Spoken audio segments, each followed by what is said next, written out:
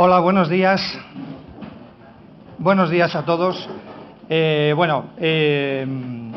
primer lugar, tengo que decir, comienza aquí este encuentro-debate que ha organizado y ha sido auspiciado por la Asociación Nacional de Informadores de la Salud, que tengo el honor de presidir, ante la situación de cambio que se está observando, que se está produciendo en nuestra sociedad y de manera muy especial en el Sistema Nacional de Salud, en base a las reformas, algunas ya en marcha y otras que se siguen planteando y que supone, en algunos casos, cambios sustanciales en lo que ha venido siendo y lo que hemos conocido como el Sistema Nacional de Salud. La Asociación Nacional de Informadores de la Salud había planteado la posibilidad de tener un encuentro en el que estuvieran todas las partes implicadas, los principales protagonistas que tienen que ver con este asunto, con la sanidad, que es algo que nos ocupa a todos, pero que en este caso entendíamos que de manera muy especial había que tener en una misma mesa a aquellos que representan a los ciudadanos, a las asociaciones de pacientes, a los profesionales sanitarios, y por eso aquí ahora voy a presentar a los miembros de la mesa. Están las dos profesiones sanitarias más directamente implicadas en lo que tiene que ver con los servicios de salud que se prestan a los ciudadanos, tanto la enfermería como los médicos, y también, como no, había que tener en esta misma mesa a los responsables políticos, que son al final quienes tienen que tomar las decisiones y decidir cuáles son los caminos por los que quieren que transite el Sistema Nacional de Salud, y por eso están los portavoces de sanidad de los dos principales grupos políticos en el Parlamento.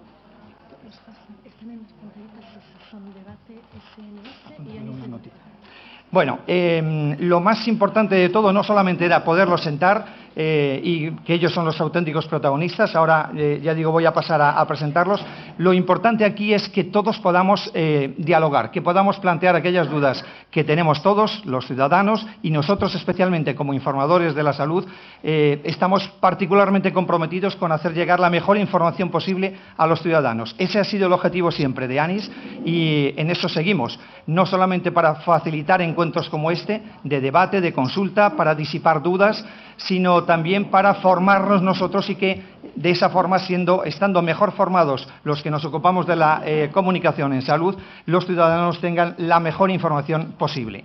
Voy a agradecer algo que es fundamental, no solamente la presencia de los que estáis aquí, que nos acompañáis esta mañana, sino también todos aquellos que nos siguen a través de la emisión en directo vía streaming que estamos realizando, para que cualquier persona allá donde se encuentre pueda seguir este debate, de manera muy especial que lo hagan los socios, casi 700 ya de toda España, socios de la Asociación Nacional de Informadores de la Salud.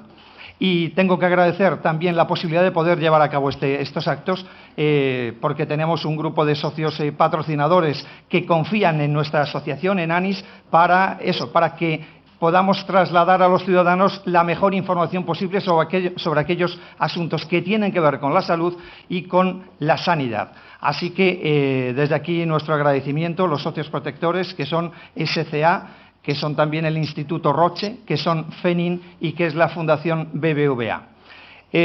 Paso a presentaros a los componentes de la mesa, que son los principales protagonistas junto con vosotros, y voy a comenzar por la izquierda. En el extremo izquierdo tenemos a José Martínez Olmos, que es el portavoz de Sanidad del Grupo Parlamentario Socialista en el Congreso. A continuación está Manuel Cervera, que ostenta el mismo cargo, portavoz de Sanidad del Grupo Parlamentario Popular en el Congreso. Le sigue Máximo González Jurado, que, como sabéis, es el presidente de la Organización Colegial de Enfermería, el Consejo General de Enfermería. Está también con nosotros Juan José Rodríguez Sendín, presidente de la Organización Médica Colegial. Y aquí, más cerca de mí, está Antonio Ignacio Torralba, que es portavoz del Foro Español de Pacientes y presidente de Conartritis. Presentados los participantes en este encuentro-debate, os cuento cómo es la fórmula. Van a tener 3 minutos de tiempo cada uno de ellos para exponer su opinión general respecto al tema que nos ocupa, la situación de crisis y las reformas en el Sistema Nacional de Salud, y a continuación ellos van a contestar con un tiempo máximo de 1 minuto todas aquellas preguntas que vosotros me vayáis pasando, se lo vais pasando las preguntas a los compañeros que están encargados de esa misión. Yo las voy a ir leyendo según vayan llegando y también, como no, aquellas otras preguntas que se puedan formular a través de Twitter o a través de Internet y que nos van a hacer llegar igualmente nuestros compañeros de ANIS. Así pues, vamos a comenzar sin más dilación este encuentro debate y voy a ceder el uso de la palabra, en primer lugar, tal como os he presentado, a José Martínez Olmos, portavoz de Sanidad del Grupo Socialista en el Congreso. Tenemos a partir de este momento 3 minutos. Cuando quiera. Bueno, se supone que queréis que hagamos una primera valoración de la situación. La sanidad pública española preocupa a los profesionales, preocupa a la ciudadanía, preocupa a los partidos políticos. Yo creo que un año después de la llegada del Partido Popular al Gobierno, las cosas en la sanidad están peor, los indicadores así lo dicen. Hay riesgo para la salud de las personas. El copago está generando que pacientes a final de mes no retiren los medicamentos de las oficinas de farmacia. Hay riesgo para los españoles con la exclusión de la cobertura sanitaria también a los inmigrantes en situación irregular. Hay una gran preocupación por parte de los profesionales y por primera vez desde que se hace la serie de análisis de opinión en el Centro de Investigaciones Sociológicas sobre qué piensa la ciudadanía en relación con la sanidad pública, pasa a ser el cuarto problema para la ciudadanía, la sanidad. Después del paro, la corrupción, los partidos políticos, la sanidad es una preocupación y también en uno de los últimos sondeos del CIS para el 60% de la población creen que dentro de unos pocos años la calidad de la sanidad pública será peor. Es decir, esto no es un planteamiento que solamente hagamos desde el Partido Socialista, sino que es muy compartido.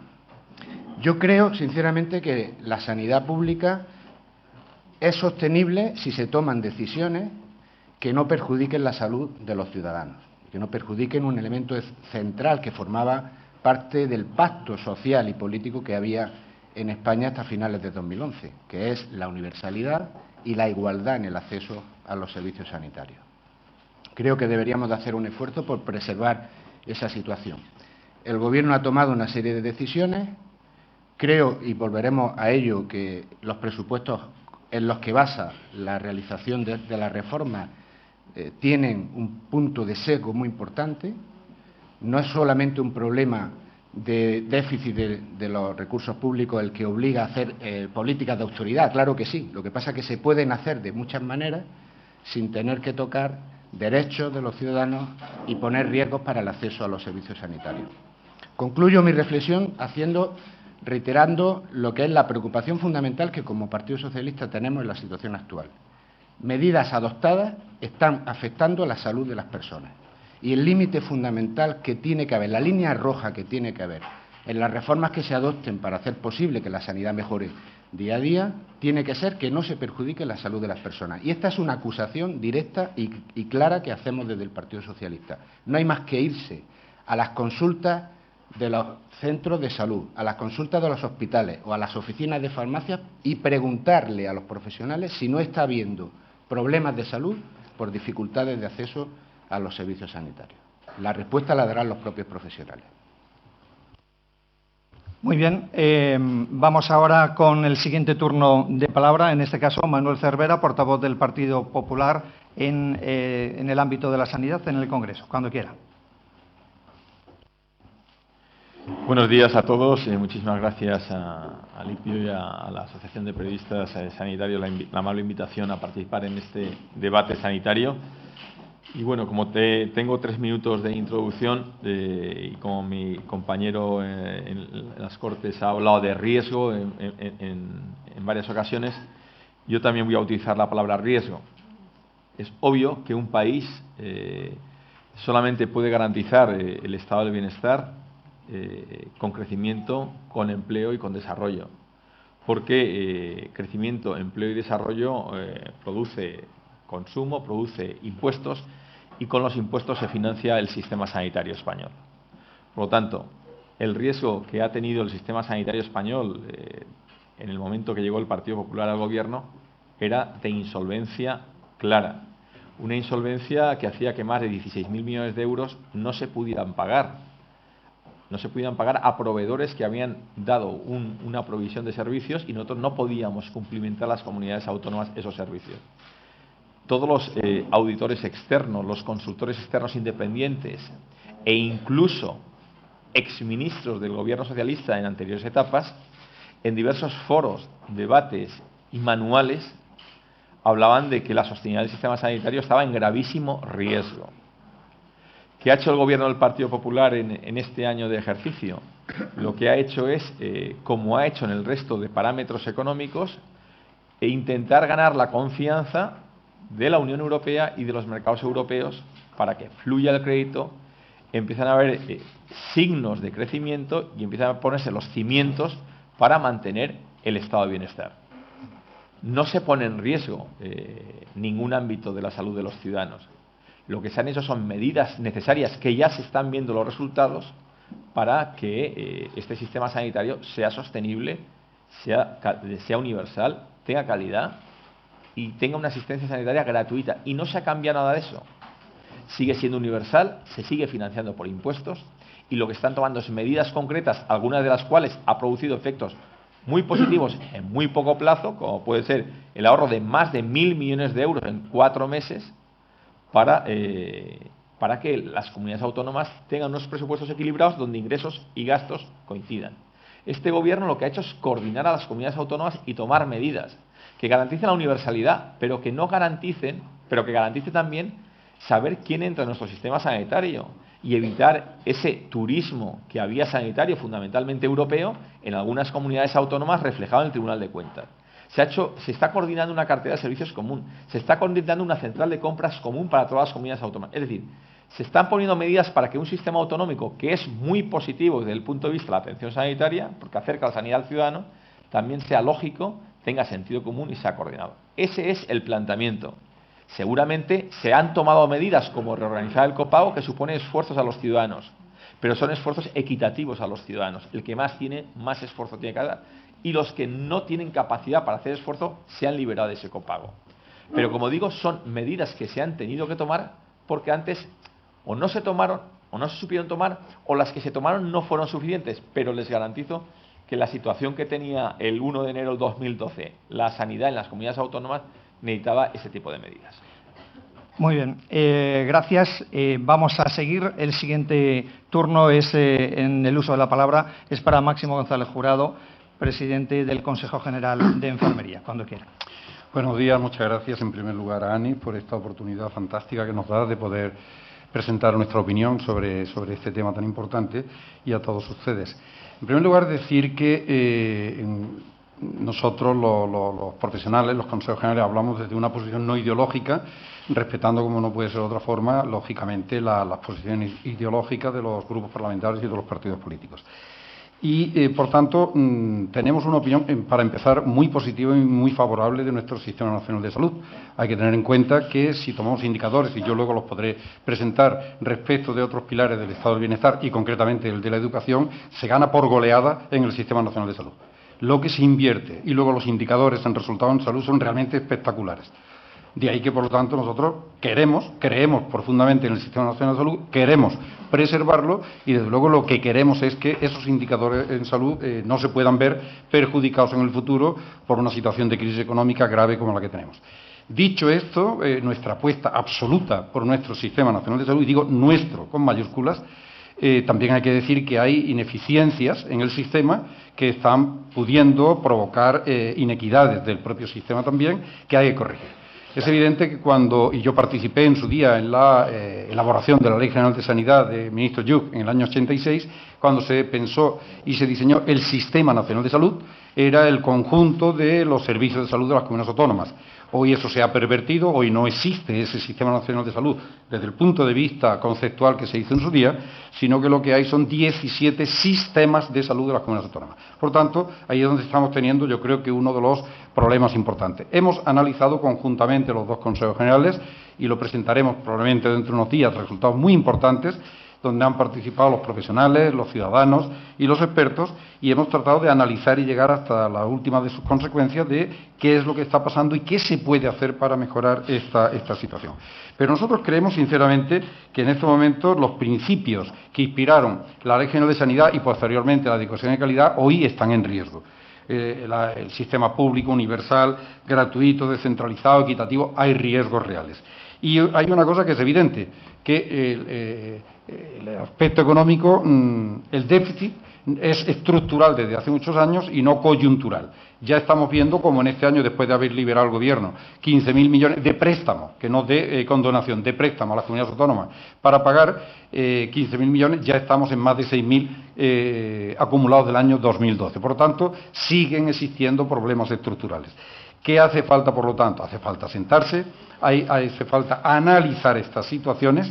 El sistema tiene solución sin ningún género de dudas, pero lo que no podemos seguir es en este desgobierno que tenemos ahora mismo. ¿El desgobierno qué es? Que ahora mismo, digo desde el punto de vista de los profesionales, no sabemos dónde vamos.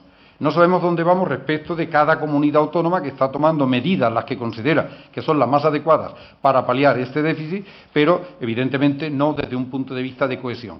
Y para eso hace falta lo que vamos a demandar a lo largo de hoy y de todos los días que sea necesario, un gran pacto por la sanidad, donde estén fundamentalmente los agentes políticos, con toda la responsabilidad que eso conlleva, los profesionales, los pacientes, los gestores, en definitivas cuentas, todos los que tenemos algún tipo de corresponsabilidad en el Sistema Nacional de Salud. Muchas gracias. Muy bien, gracias. Vamos con el siguiente turno de palabra, en este caso Juan José Rodríguez Sendín, presidente de la Organización Médica Colegial. Cuando quiera. En primer lugar, buenos días y muchísimas gracias.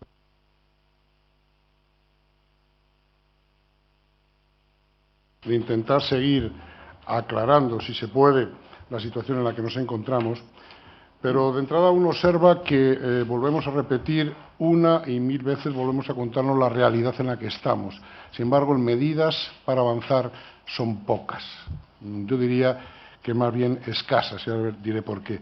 Estamos hablando de una cuestión que es absolutamente fundamental, yo diría sustancial para los españoles, y es el cuidado de la salud.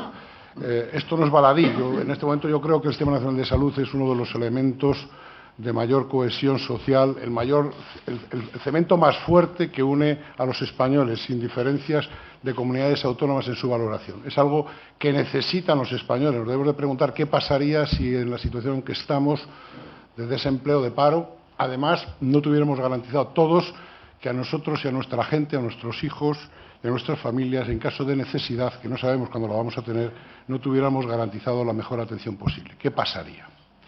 ¿Y qué pasaría si además nuestras familias tuvieran que ahorrar, como se hacía hace 50 años, para poder atender esas previsiones que nunca sabemos cuándo llegan? Un cáncer, ahora encima un trasplante, o una enfermedad crónica, porque nuestros mayores viven mucho tiempo y no los vamos a dejar morir como ocurre en otras latitudes sin la atención necesaria. Fíjense lo que supondría si no tuviéramos garantizado este sistema, que yo no voy a decir que sea el mejor, que es suficientemente bueno, pero lo más importante es que los españoles lo ven como extraordinariamente bueno. Es una de las instituciones que mejor valoran los españoles.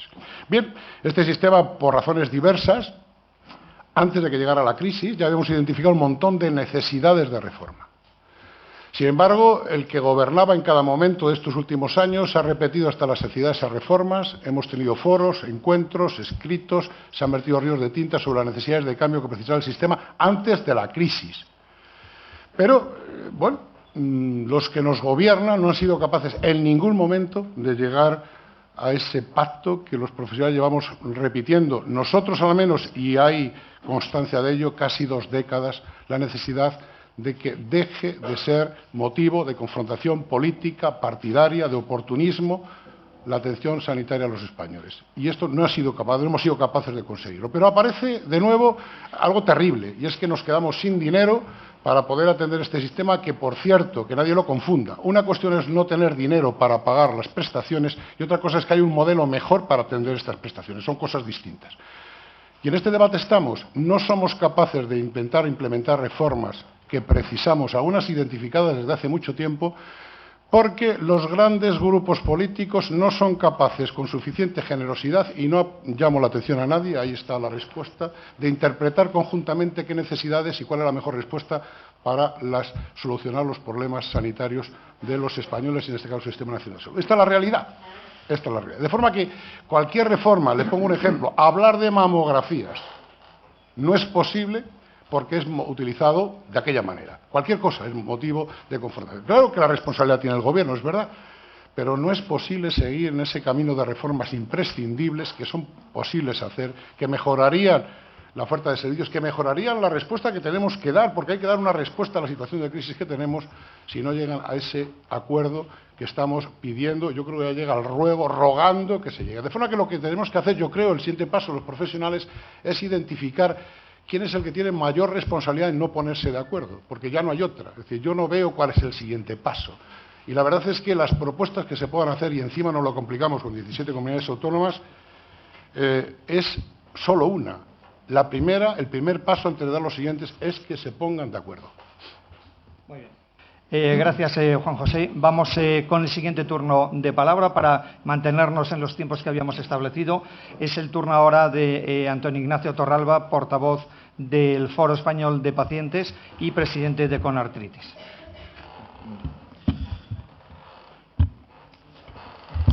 En primer lugar, muchísimas gracias a Ani por invitar al foro y por invitarme a participar en esta mesa. Yo creo que es un buen principio en el que en la mesa estemos todos los agentes implicados en el cuidado de la salud. Yo comparto 100% que el sistema de salud que tenemos es bueno, con campos de mejora, igual que en cualquier empresa. Yo creo que hay que darle una vuelta y creo que hay que ser consciente de que solamente mejorando con todos los agentes implicados podremos tener un sistema de salud sostenible. Yo creo que es una de las cosas que es uno de los primeros puntos a destacar. Indudablemente, lo que no creo que sea bueno es que cuando se hacen reformas como las que se han hecho, se hagan sin tener a todo el mundo en la mesa de trabajo. Por eso desde aquí lanzo el que cuando se vayan a hacer reformas que atañen a la salud de todos los ciudadanos, estemos en una mesa de trabajo todos los ciudadanos, todos los agentes implicados, desde políticos, desde organizaciones médicas, desde organizaciones de pacientes, o sea, todo lo que compete a la salud y el buen hacer de los ciudadanos. Indudablemente, las reformas que se han hecho perjudican directamente a los ciudadanos que tenemos enfermedades crónicas, no agudas, porque al final parece que el tener una enfermedad crónica es sinónimo de no tener una muy buena calidad de vida. De hecho, yo soy afectado de una enfermedad crónica y creo que se puede compatibilizar. Hay que destacar que, indudablemente, todos los ciudadanos tenemos derecho a una atención lo mejor posible y que redunde en nuestra calidad de vida para poder desarrollarnos a todos los niveles, a nivel personal, a nivel profesional y a nivel individual, que es importante. También decir que las medidas que se han tomado aumentan el riesgo de exclusión social. Indudablemente hay que tener mucho cuidado que si hacemos que las clases que tenemos que tener, o las pacientes, mejor dicho, que tenemos una enfermedad crónica, vamos sumando todo lo que tenemos que ir arrastrando, indudablemente estaremos en riesgo de exclusión social. Y no creo que sea una muy buena medida el copago, pero aparte del copago, las tasas que se han impuesto tanto en Cataluña como en Madrid, con el euro por receta, porque no era un copago, era una tasa, también hay que decirlo. Y hay que decir las cosas por su nombre, o sea, no se puede decir copago cuando no es un copago y una tasa cuando es una tasa. Creo que está recurrido y creo que es una muy buena noticia para todos los que tenemos que ir más de 12 veces al año al especialista con un número importante de recetas, también hay que decirlo. También decir que cuando se han tomado esta medida no se han tenido en cuenta, como decía al principio, a los especialistas, a las organizaciones de pacientes y desde luego eso redunda en que si no estamos todos se va a dejar un poco de lado lo que es la investigación y sin investigación no tendremos futuro. Más adelante pues estaría encantado de poder hacerlo más extenso todo lo que tenía pensado. Muchas gracias.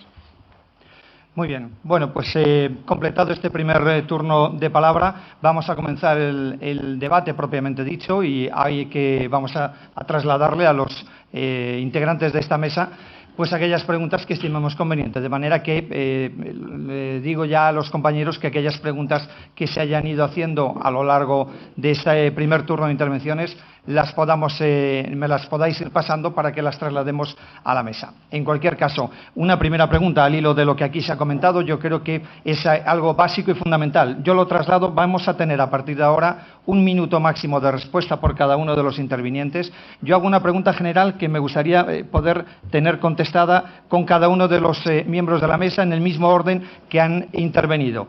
Y la primera pregunta, que creo que es esencial y ya se ha contado aquí en este primer turno de intervenciones, es saber si vamos a tener un solo sistema nacional de salud o se van a seguir manteniendo aquello que inicialmente eran servicios regionales de salud y que se han convertido con el curso de los años en 17 sistemas nacionales de salud, dicho lo de nacionales entre comillas, claro, pero en lugar de tener un sistema nacional de salud vamos a seguir manteniendo 17. ¿Eso es negociable, no es negociable?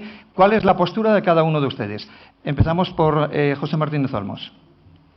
Nosotros creemos que la descentralización sanitaria ha sido muy positiva para la sanidad y para la ciudadanía, y los hechos lo demuestran. Los indicadores de salud que disponemos son los mejores de la historia hasta finales del año 2011. Es que cuando hablamos de indicadores también tenemos que tener en cuenta que se necesita un tiempo y los del año 2012 los tendremos dentro de un par de años, ¿vale? Pero como digamos, balance histórico, la descentralización ha sido enormemente positiva. Nunca, como con las autonomías gestionando la sanidad, los españoles han tenido un sistema sanitario tan bueno.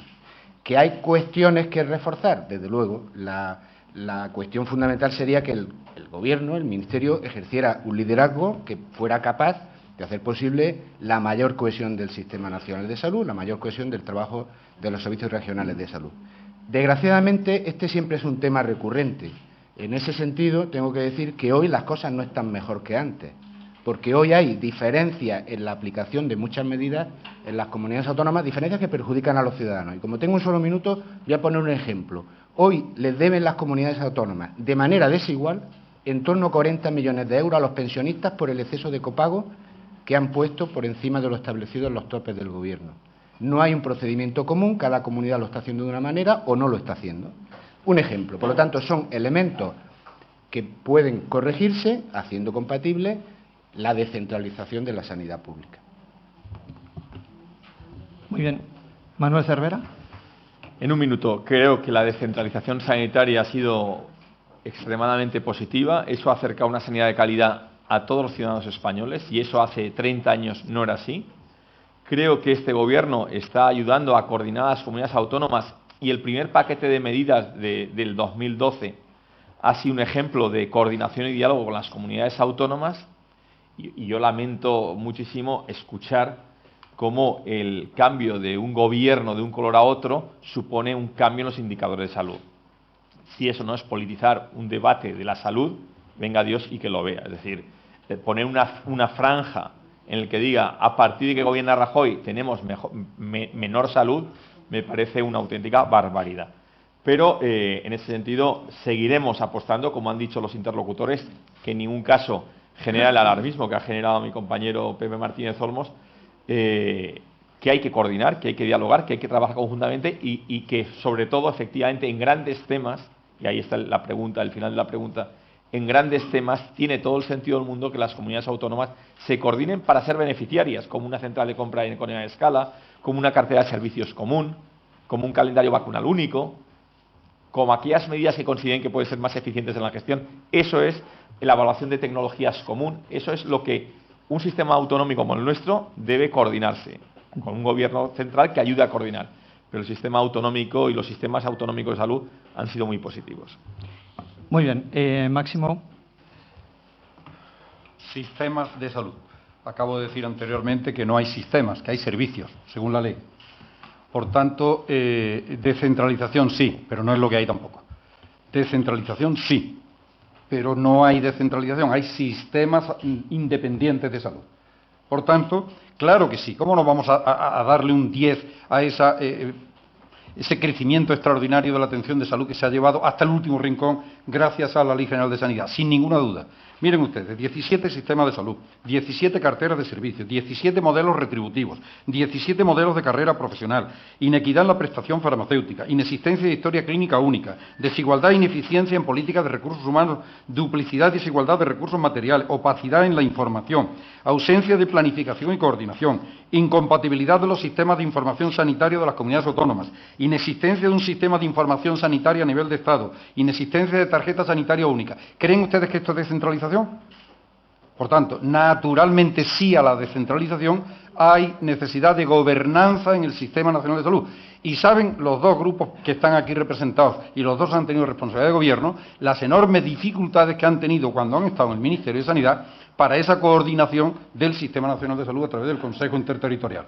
Lo saben igual que lo sabemos los otros que estamos aquí en la mesa. Por tanto, hacen falta medidas de gobernanza y nosotros tenemos solución, las vamos a presentar los dos consejos generales de esas medidas de gobernanza a través de cambios estructurales llevados al Parlamento de la Nación. Sin el apoyo de los dos grandes partidos, una ley orgánica no se puede aprobar. De ahí la necesidad del pacto. Es posible. Muy bien. Juan José Rodríguez Sandín. Suscribo absolutamente lo que ha dicho Máximo, absolutamente, y pondría más. Es decir, es verdad que la descentralización en relaciones a efectos sanitarios le pondría un 9, por no ponerle un 10, pero a la coordinación general sanitaria entre las 17 comunidades autónomas le pondría 10 bajo cero. 10 bajo cero. Añadiría una cosa más. No solamente es 10 bajo cero en la coordinación, sino que ha servido de marketing político para creación de infraestructuras en ocasiones que incluso desde la irresponsabilidad se ha alargado su pago a las generaciones venideras con la creación de hospitales que en este momento no somos capaces de pagar. Los modelos de alargar el pago a 2 o 3 incluso generaciones, 2 generaciones como mínimo, no es una manera de solucionar los problemas. Esta manera de competir entre las 17 comunidades autónomas nos ha llevado en parte a donde estamos. Y nos lleva en parte a donde estamos, otra vez, ya lo ha repetido Máximo, por la falta de ponerse de acuerdo los grandes grupos en lo que es y lo que no es política partidaria. Muy bien. Antonio Ignacio Torralba. Pues, como no puede ser de otra forma, estoy totalmente de acuerdo con mis dos anteriores intervenientes. Suscribo totalmente sus palabras y, indudablemente, creo que la descentralización ha sido muy buena. Creo que se ha llegado, como os ha dicho ya anteriormente, a rincones que eran insospechables llegar antes, pero que hay que tener una mejor coordinación. Hay que pensar en el ciudadano, que es al final para lo que estamos todos sentados en esta mesa, porque al final nosotros somos su voz en cada ciudad, en cada pueblo, en cada rincón. Entonces yo creo que hay que pensar muy bien en que estamos trabajando por y para ellos. Y siempre que ha habido oportunidad de tener debates, sí que es verdad que los grandes partidos siempre dicen que el paciente está en el centro del sistema.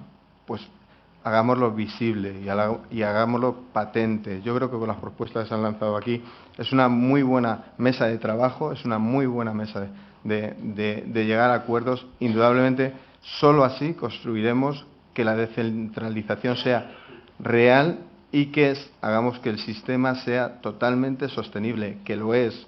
Y solamente hay que darse una vuelta por los otros sistemas que hay en el mundo.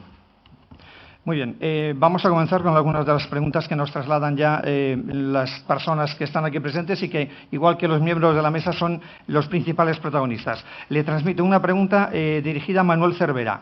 ¿Cómo se interpreta que los políticos hablen de coordinación autonómica y los profesionales de desgobierno y falta de coordinación y voluntad política para acometer reformas necesarias?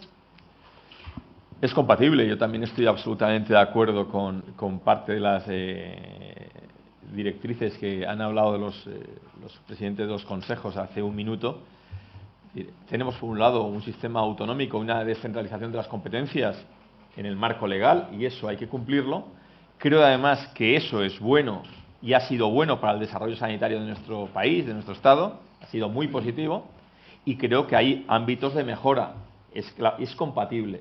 Hay ámbitos de mejora, efectivamente. Si estamos hablando de centralizar las compras, si estamos hablando de política de recursos humanos en las líneas más básicas, de forma común, estamos hablando de un calendario vacunal único, estamos hablando de una cartera de servicios común para que cualquier ciudadano pueda en cualquier territorio donde caiga ser igualmente atendido. Si estamos hablando de una historia clínica que se está trabajando para que sea común y el esfuerzo que están haciendo las comunidades autónomas para coordinar sus sistemas de información, estamos trabajando en el camino de la coordinación, que además lo piden las comunidades autónomas. Pero eso hay que hacerlo compatible con la exigencia que tienen las comunidades autónomas, que les ampara el marco legal, y además que creo que es muy positivo, de dedicar cada comunidad autónoma a trabajar por un sistema de salud propio que sea eficiente, que tenga unas condiciones básicas similares al resto de las comunidades autónomas y que crezca en calidad, en sostenibilidad, en eficiencia y en universalidad. Eso es compatible. Y la sensación y el trabajo que se está haciendo durante estos últimos años es importantísimo en cualquiera de los ámbitos que hemos mencionado y en algunos otros que han mencionado los anteriores contertulios. Muy bien, vamos con otra pregunta, en este caso para Juan José Rodríguez Sendín. Si en 20 años han fracasado todos los intentos para implementar los cambios necesarios, ¿qué se va a hacer diferente ahora? Lo mismo, seguir insistiendo. Llevamos toda la vida los médicos intentando evitar que la gente se muera y seguimos insistiendo lo mismo, porque es necesario, no es evitable.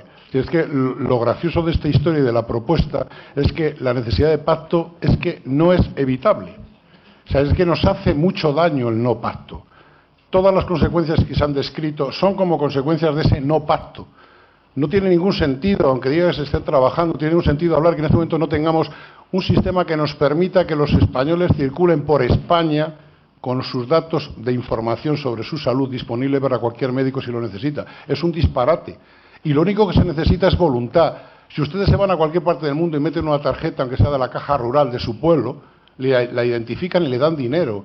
¿Cómo es posible que no tengamos un sistema? Porque no hay voluntad. No es un problema ni técnico, ni profesional, ni nada. No hay voluntad por razones diversas. Sería muy largo de explicar, o lo mismo no tanto.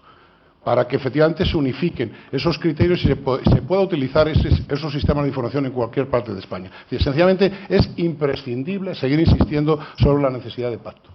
Muy bien. Otra pregunta, en este caso para Máximo González Jurado. ¿Qué plazos concretos tiene la receta enfermera? Eso el gobierno es el que lo tiene que decir. Eso es el gobierno. Han pasado 3 años y pico desde que, por unanimidad, el Congreso de los Diputados dio un mandato al gobierno. Entonces, aquí hay que tirarle a los dos gobiernos que no han cumplido con su obligación, que están aquí representados los dos. El PSOE, que estuvo 2 años después de la ley, y el PP, que lleva 1 año y pico. O sea, que pregúntenle ustedes a ellos, yo no le puedo decir.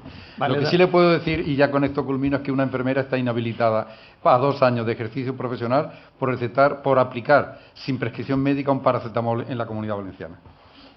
Vamos a, si os parece, hacemos el rebote. Le damos un tiempo de respuesta máximo de 1 minuto, José Martínez Olmos y Manuel Cervera, en relación a este asunto de la receta enfermera. Yo la pregunta en concreto supongo que no estoy seguro, Manolo, no sé si lo podrás contestar tú. En cuanto a los plazos, que es lo que han preguntado. Yo lo que sí creo que es positivo destacar el consenso yo creo que de todos, de que haya una solución a esta cuestión jurídica. Nosotros dejamos un anteproyecto de Real Decreto en este sentido. El Gobierno ahora pues explicará cómo lo ha abordado, pero yo me quedaría con lo positivo, sinceramente.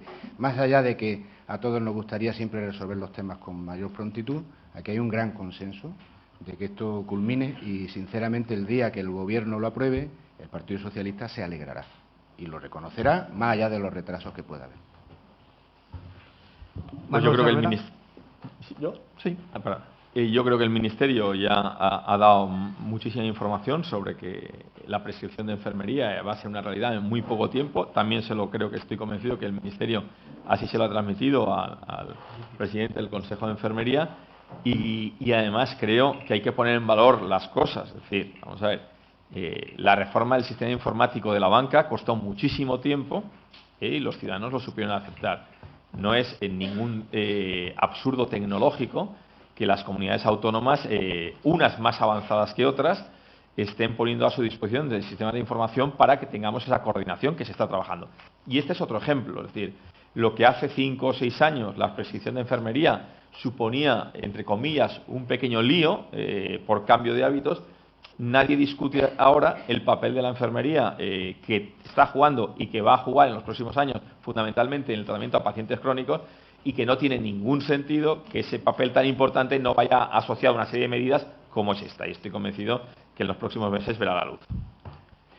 Una pastilla, Máximo. Máximo. En el sentido de decir que durante su tramitación en el Congreso nos pidieron los grupos parlamentarios el mayor grado de consenso posible entre las dos organizaciones colegiales, así se intentó, y lo que sabe bien, y lo digo públicamente y lo he dicho delante de las autoridades, el presidente del Consejo General de Colegios de Médicos, es que por nuestra parte queremos que tanto la aprobación del decreto como su posterior desarrollo se haga con absoluta armonía con ellos.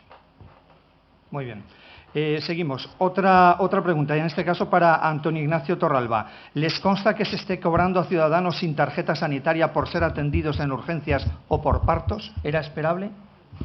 Pues de momento no tenemos constancia de ello. Eso no quiere decir que no esté ocurriendo, pero desde luego si se pone en marcha una ley, indudablemente hay que aplicarla, y eso condiciona el que pueda haber ciudadanos de primera, de segunda y tercera clase. Yo creo que esto hay que revisarlo y hay que hacer viable que todos tengamos el mismo derecho a la sanidad pública. O sea, eso no quiere decir que todos podamos utilizarla alegremente, simplemente que todos tengamos el mismo derecho a la misma sanidad pública mientras que estemos viviendo en nuestro país. Otra pregunta, esta vez orientada tanto a José Martínez Olmos como a Manuel Cervera. Colaboración público-privada, opinión sobre los modelos que proponen Madrid o Castilla-La Mancha y los que ya hay en Andalucía. Para Rajoy parece que son iguales. Un minuto solo. Un minuto. Bueno, yo lo primero que tengo que desmentir es que en Andalucía se esté haciendo lo mismo que en Madrid o en Valencia en relación con la colaboración público-privada. Y para los periodistas les diré que pregunten a ver qué hospital público o qué centro de salud público andaluz se ha sacado a concurso para ponerlo en manos privadas, que es lo que hoy está generando un problema social y con los profesionales en el caso de Madrid. Ahora no estoy demonizando nada, solamente estoy describiendo que lo de Andalucía no es lo que está pasando en Madrid, como pretendió ayer el presidente del Gobierno, creo que mal informado, dejar constancia ayer en el debate del Estado de la Nación. Yo solamente puedo decir una cosa, donde gobernamos, en el caso de Andalucía, 30 años, la colaboración público-privada, modelo Madrid, Valencia o Castilla-La Mancha, no existe. Porque no hay ni un solo hospital que se haya sacado a concurso público, un hospital de propiedad pública, para que sea gestionado por una empresa privada. Hasta ahora estoy haciendo una descripción de lo que hemos hecho. Por lo tanto, no es nuestro modelo.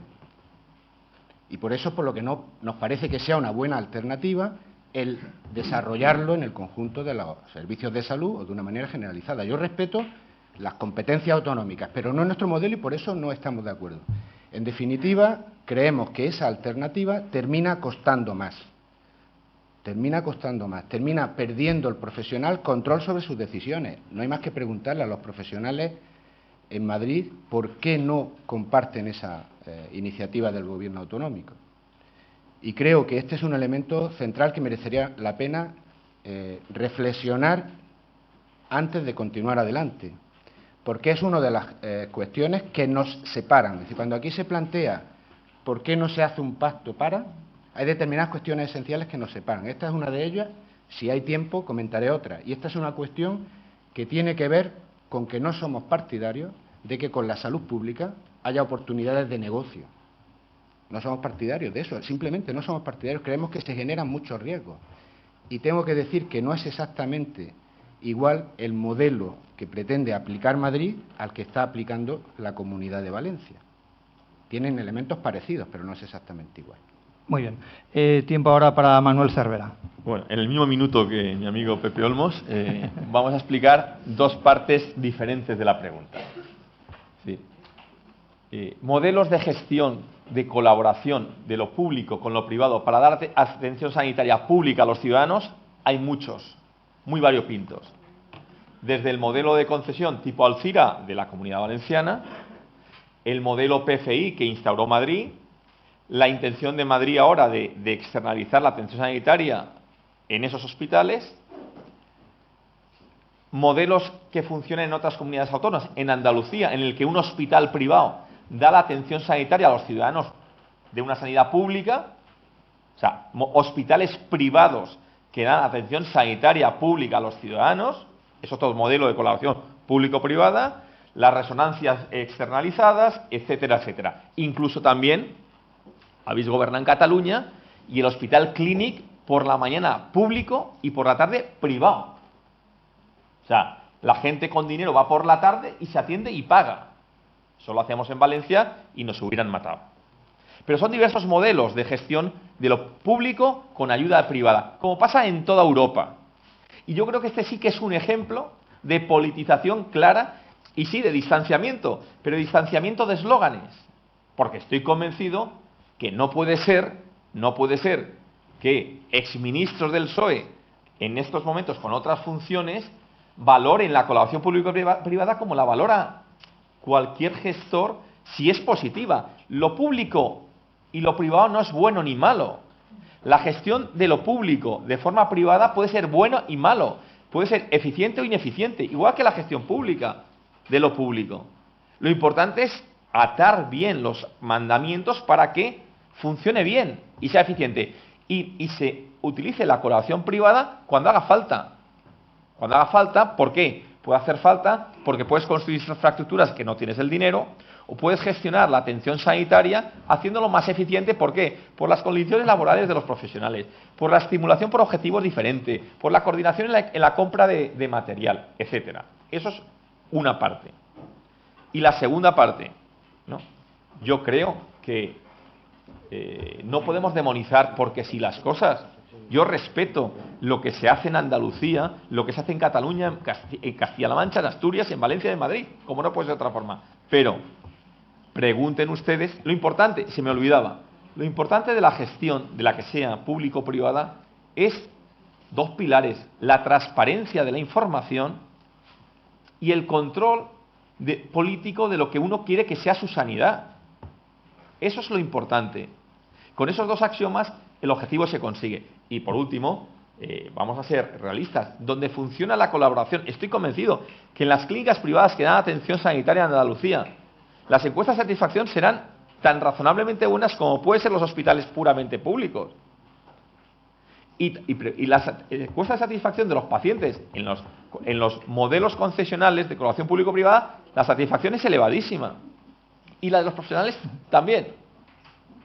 Ese es el equilibrio de la cuestión. Yo creo que en este tema, por las circunstancias que sean o nos envuelven, nos hemos puesto enfrentando dos ideas que en Europa no hay ese tipo de enfrentamiento y funciona en toda Europa. Lo importante es regularlas y hacerlas de forma ordenada. Manuel, estamos siendo flexibles, muy flexibles perdón. en fin, con los tiempos hay minutos que duran más de 120 segundos, no hay problema, en fin. Vamos, pero también, por la importancia del debate, yo creo que es bueno, y me lo pedía también Juan José Rodríguez Sendín, que tengan por lo menos una aportación también el resto de miembros de la mesa en relación a este mismo asunto. Máximo González Jurado, por favor, y así seguimos el mismo orden. Bueno, vamos a ver, cuando se politizan las cosas perdemos un poco a veces el horizonte. Yo le voy a dar la primera experiencia que yo vi de gestión de colaboración pública-privada en la gestión. Y se van a sonreír ustedes. Yo tenía la mitad de edad que tengo ahora, hace 30 años. Y fue mi alcalde de Córdoba, Julián Guita, el que externalizó y se lo dio a una empresa privada la gestión de los tributos públicos. Es decir, que se fiaba más de una empresa privada para recaudar los impuestos que de la empresa pública. Estoy hablando hace ya más de 30 años. Por tanto, demonizar por demonizar a mí no me gusta. Ahora, que tenemos en estos momentos profundísima preocupación, en Madrid concretamente, como estamos viendo que se están haciendo las cosas, y sin saber el horizonte, ni de los niveles de calidad de atención que va a haber, ni de los estándares de calidad, ni de los profesionales su naturaleza, de todo absolutamente. Con el oscurantismo que se está haciendo nos pone los pelos de punta. Y he empezado diciendo que no demonizamos por principio nada, pero desde luego en las condiciones que se está haciendo aquí, de ninguna de las maneras. Bien, Juan José Rodríguez Sendín. Sí, también brevemente. El ánimo de lucro y el sometimiento, en primer lugar, a las leyes del mercado no son compatibles o son poco compatibles con los valores y misiones del servicio público sanitario. y con la cultura sanitaria que hemos tenido en España, que es una cultura que se remonta a 35, 40 o 50 años. No son muy compatibles. ¿Qué se entiende por esto? Se entiende cuando tú pones el servicio en manos de la gestión privada y donde lo que primero se prioriza, y digo que por eso hay muchas diferencias, lógicamente es el ánimo de lucro, que por cierto es absolutamente legítimo. Lo que yo digo es que si nuestro modelo ha funcionado como ha funcionado y se demuestra que en relación a costes es bueno, y también se demuestra que aquellos sitios donde se ha funcionado de otra manera, como son los países europeos, claro que se puede funcionar, pero es bastante más caro, quien tiene que demostrar y tiene que aportar datos de que esto es favorable, tiene que ser aquel que lo ofrece. Esta es la cuestión, ¿no? Muy bien. Antonio. Sí, yo solamente, viviendo lo que se está viviendo en Madrid, apuntar, cuando hablamos de transparencia, eso es lo que en Madrid se pide, transparencia. O sea, eso por decirlo. Y que, sobre todo, yo creo que el debate no hay que ni politizarlo ni decir sanidad pública, sanidad privada. No, ese no es el debate. A las cosas hay que llamarlas por su nombre. Si es privatizar, no es externalizar. Yo creo que hay que empezar a... Si queremos trabajar en lo que nos estamos sentados aquí, hay que empezar a llamar las cosas por su nombre. Si se habla de privatizar, legítimo 100%, pero que a cada cosa es su nombre. Porque es que si no, al final nos vamos a perder en una maraña de externalizar, no, los profesionales no, las asociaciones no. Entonces yo creo que hay que empezar, y creo que sería un buen ejercicio, y ya lo dije en otra reunión, que nos sentáramos a trabajar para hacer más eficiente el sistema, que se puede. Pero nos tenemos que sentar a trabajar, no hacer decretos, que están muy bien, para cuando se hacen, y decir, hoy se pone sí o sí, y que cuando los profesionales demuestran que la gestión que han hecho en Madrid, y hablo de Madrid, que es lo que conozco realmente, es más eficiente y más eficaz que lo que se está poniendo encima de la mesa, yo creo que hay que llamar las cosas por su nombre. Yo creo que si hablamos de gestión, hablamos de transparencia y hablemos de privatizar y no externalizar. Una pregunta para Manuel Cervera. Las centrales de compra valoran el bajo coste de los productos y medicamentos. ¿Esto es compatible con ofrecer calidad y poner al paciente en el centro del sistema sanitario? En las circunstancias actuales hay que hacerlo compatible. Es decir, no se revisa un concurso público de lo que sea, de seguridad, de cocina, de limpieza, o un concurso de compra de medicamentos ahora, como se hacía hace 7 u 8 años. Es decir, las comunidades autónomas tienen necesidades urgentes de equilibrar sus presupuestos, tienen necesidades urgentes, además, por ley, de controlar el déficit en unos niveles mucho menos de los que los tenían hace unos años, y en estos momentos tenemos que ser capaces, todos los agentes, incluidos en este caso la industria farmacéutica que lo está haciendo, de hacer los esfuerzos necesarios para compatibilizar, tener la mejor medicación sin romper otro tipo de mercados, pero sí en economías de escala, porque somos un país de muchísima gente, un país muy importante, en hacerlo compatible con precios adecuados para tener acceso a los mejores medicamentos a mejor precio. Muy bien. Vamos a seguir más preguntas. En este caso, le traslado esta pregunta a los sectores profesionales, tanto a Máximo González Jurado, como representante de la enfermería, como a Juan José Rodríguez Sendín, de la Organización Médica Colegial. Pregunta, dice, cada comunidad autónoma sigue desarrollando sus propias medidas de contención del gasto que claramente manifiestan importantes diferencias en el derecho de acceso de tratamientos para los pacientes. ¿Cómo se prevé controlar este descontrol? Está claro que falta una coordinación. ¿Cómo se vive desde los profesionales? Máximo.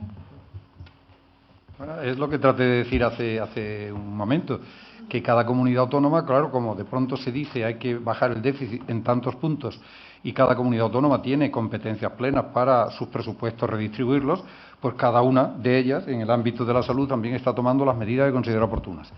Pero eso coincide con la otra comunidad que está al lado o con la otra, pues no, en casi nada. Por tanto, claro, por eso decíamos que bien, y nosotros que no queremos en esto radicalizar el discurso, decimos que se han tenido que tomar medidas coyunturales que eran necesarias seguramente, eran dolorosas y necesarias. Martínez Olmo sabe perfectamente el día que Zapatero bajó el sueldo de los funcionarios, que estuvimos hablando por teléfono, le dije, pues habrá que aceptarlo y tendré yo incluso que salir como colchón para decir, hay que aceptarlo si hay que salvar al país, y punto. ¿Y eso te gusta? No, ¿cómo nos va a gustar? Y después se han tomado otras medidas y hemos dicho, pues habrá que aceptarlas. Ahora, momentos críticos de un país donde hay que salvar al país y eso hay que hacerlo, lo que sea. El Real Decreto 16, que no nos gustó tampoco, etcétera, etcétera. Oiga, eso está muy bien en dos momentos críticos y concretos. ¿Y a partir de ahí qué pasa? ¿Hacia dónde vamos? Y por eso, por lo que decimos, nosotros sí tenemos, pero yo no quiero adelantar porque entonces nos cargamos la rueda de prensa de la semana que viene, el doctor Sendín y yo, qué medidas vamos a proponer para que esto tenga solución, que la tiene. Muy bien. Juan José. Yo creo que hay tres grandes grupos de medidas.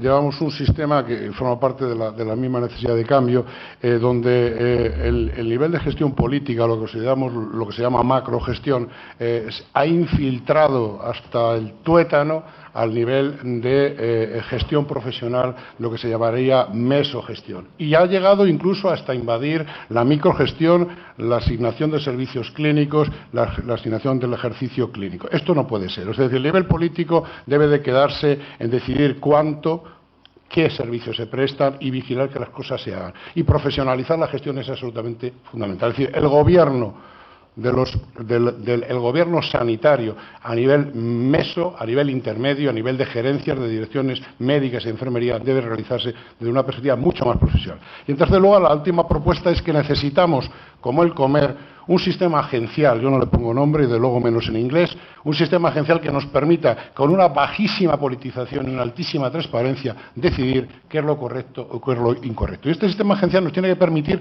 retirar aquello que está financiado, que no funciona, que es ineficaz, y decidir qué es lo correcto y qué es incorrecto, y hacerlo de forma dinámica, estar en permanente cambio. Esto todavía no ha ocurrido. Muy bien. Tenemos otra pregunta para Manuel Cervera. ¿Tienen previsto la definición por consenso de estándares de calidad comparables para conocer los resultados de salud de los sistemas sanitarios? De los sistemas sanitarios autonómicos. Vale. Se entiende. Deberían ser servicios regionales de salud, ¿no? Sí, bueno, pues está totalmente previsto. A mí me gustaría hacer un paréntesis previo, porque se van haciendo muchas preguntas y estoy convencido que al señor Martínez también le ocurre, que se nos quedan con ganas de dar una explicación. Estaremos encantados de la semana que viene escuchar las medidas de los consejos de enfermería y de médicos, pero querría dar la realidad, no la sensación, sino la realidad, describir la realidad de lo que ha sido y es un trabajo constante en el Ministerio de Sanidad, gobierne quien gobierne, y en este caso gobierna el Partido Popular, de trabajo constante para ir reformando el sistema sanitario en la medida de las necesidades que el sistema sanitario requiere las reformas. Por lo tanto, consejos asesores, hablar con los profesionales, contacto directo con los foros de opinión de profesionales, en el trabajo diario, en las medidas que afectan al futuro de las especialidades, también con los agentes económicos, con la industria, con los agentes sociales. Ese trabajo constante hace que las medidas vayan fluyendo, como en este caso han fluido desde hace un año de forma constante y necesaria por la situación en la que vivíamos. Y, por supuesto, que dentro de los requisitos que se está trabajando de unificar criterios de estándares de calidad, por supuesto que están planificados y planteados, porque no puede ser de otra forma, porque queremos coordinar no solamente las decisiones que hagan que aceptemos una nueva tecnología, coste-beneficio que sea interesante para todo el territorio español, queremos también conseguir coordinarnos con la participación de las comunidades autónomas en ver qué tipo de medicamentos son los que coste-beneficio necesita el Vademecum para mejorar el nivel de salud de los españoles, y también el control de todos los indicadores que supongan estándar de calidad para que cualquier ciudadano, como he dicho, en cualquier territorio, esté donde esté, temporal o definitivamente, tenga esa misma perspectiva de calidad y de estándar de calidad en su nivel de salud. Hay una pregunta ahora para José Martínez Olmos. ¿Considera que el sistema de subastas de medicamentos andaluz es sostenible? Pues eso se lo tendría que preguntar a la señora Mato, porque claramente el Gobierno lo que está haciendo es boicoteando una opción diferente de ahorrar, opción que, por cierto, nosotros habíamos acordado en el año 2011 en el Consejo Interterritorial, abrir la posibilidad de subastas nacionales, una opción diferente de ahorrar sin que tuvieran que pagar por el ahorro que es necesario, la austeridad que es necesaria en la gestión de lo público, los ciudadanos en modo de copagos. Es un modelo alternativo. Y es evidente que el Gobierno está en contra de esa alternativa y que la está boicoteando. Esto es una realidad, lo reconoce todo el mundo que se acerca a esta cuestión. Esta sería mi respuesta. Yo creo claramente que el Gobierno debería de dejar que dentro del marco legal, comunidades autónomas que no son de su signo político organicen la manera que tienen, que entienden mejor para conseguir austeridad en el gasto público y, en este caso, sin afectar los derechos de los ciudadanos ni la calidad asistencial. Quiero dejar aquí apuntado que hay una serie de cuestiones que se están comentando en la mesa de las que yo también tengo opinión y me gustaría darla. Si no, la daré al final, porque les quiero lanzar una reflexión. No todo lo que necesita el Sistema Nacional de Salud tiene solución en el pacto. Hay cosas que sí, pero hay cosas que no. Hacer una tarjeta sanitaria única en todo el territorio nacional no necesita el pacto entre el PP y el PSOE. No vayamos a confundirnos, digo ejemplos, pero sobre todo porque me interesa dejar aquí constancia, y no quiero ocupar mi tiempo si ustedes no lo consideran oportuno, de cuáles son las razones para el Partido Socialista Obrero Español por las cuales vemos hoy imposible un pacto con el Gobierno. Y no es politización, son argumentos que yo me gustaría darles. Si les interesa, luego se los doy. No quiero ocupar mi tiempo en ese sentido. Porque si no, da la impresión de que los únicos que quieren el pacto son los profesionales y los que no queremos el pacto somos los políticos, que desafortunadamente en este momento es la profesión de las profesiones más denostadas. No, tenemos argumentos, el Gobierno tiene los suyos y nosotros tenemos los nuestros. Y son argumentos que nos gustaría ponerlo encima de la mesa, porque para hacer un debate que sea útil a la sociedad, convendría que la sociedad sepa cuáles son las cosas que nos diferencian. Luego que juzgue la sociedad, que juzguen los profesionales, pero hay cosas, valores que nos diferencian. Y podemos estar de acuerdo en cómo hacer una tarjeta única común. Podemos estar de acuerdo en cómo meter y sacar prestaciones del Sistema Nacional de Salud. Pero puede ser que estemos en desacuerdo con el derecho a la atención sanitaria, en nuestra opinión, de todos los ciudadanos y en opinión del Gobierno de los que estén asegurados. Y esto es importante que se sepa. No son caprichos. No son caprichos por nuestra parte, no lo creo que sean por parte del Gobierno, son diferencias políticas en el mejor sentido del término. Me gustaría poder explicarlo. Muy bien. Hay más razones y ya lo explicaré. Ese es un tema de debate que luego vamos a tratar de recuperar para que todos puedan opinar al respecto, pero me parece que en fin, merece la pena que atendamos las respuestas de aquellos que nos las formulan. Una pregunta para Manuel Cervera. ¿Se plantea externalizar hospitales y centros de salud porque es más eficiente y se ahorra? ¿Los gestores públicos no saben hacerlo entonces? Quizá habría que cambiar a esos gestores, ¿no cree? Totalmente de acuerdo si el planteamiento fuera ese. O sea, si la búsqueda de pensar que la colaboración con lo privado para gestionar la sanidad pública, no privatizarla. Si hablamos con propiedad, hablemos con propiedad. ¿Qué significa una sanidad privada? Que uno tiene que llegar con la tarjeta Visa y pagar. Si la tarjeta que llevas al centro sanitario es la tarjeta sanitaria, eso no es privatización de la sanidad. Hablemos con propiedad entonces.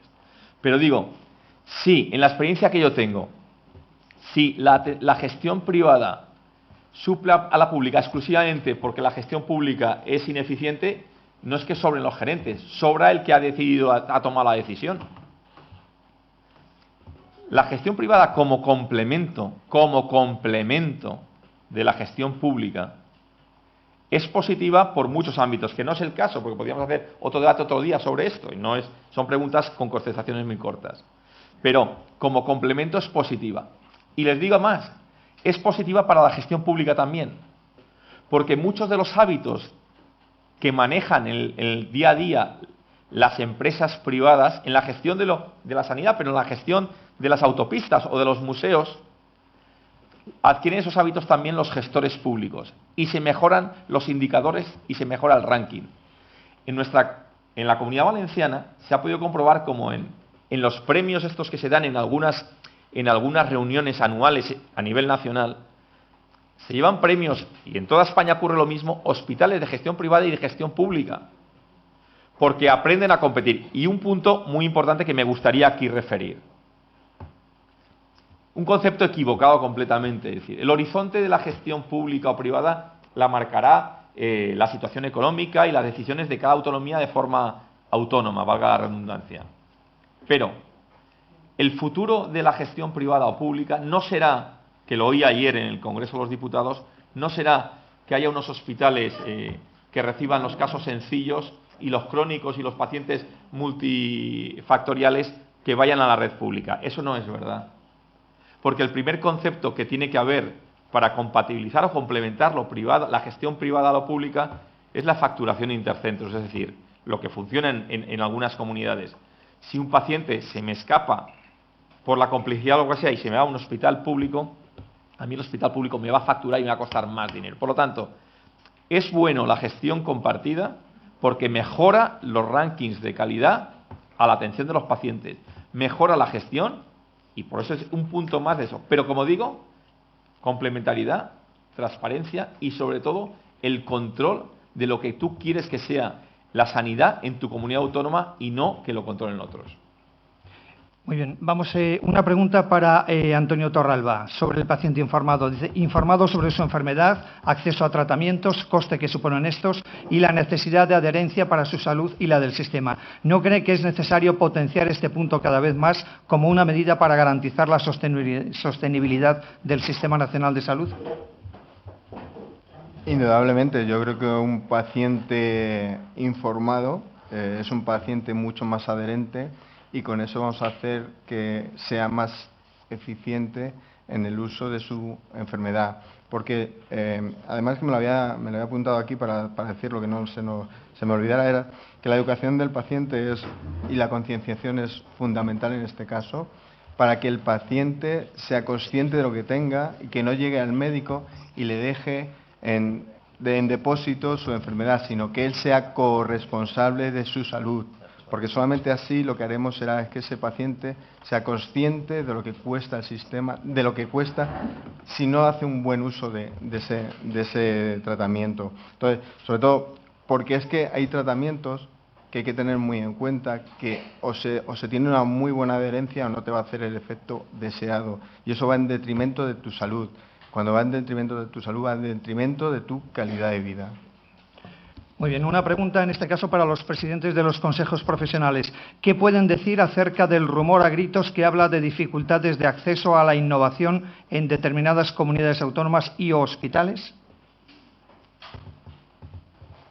Yo no tengo esa información, no puedo dar contestación. Bueno, no sé si será grito. Yo mandaremos muy un poco sordos, porque yo creo que eso no lo podemos decir en este momento.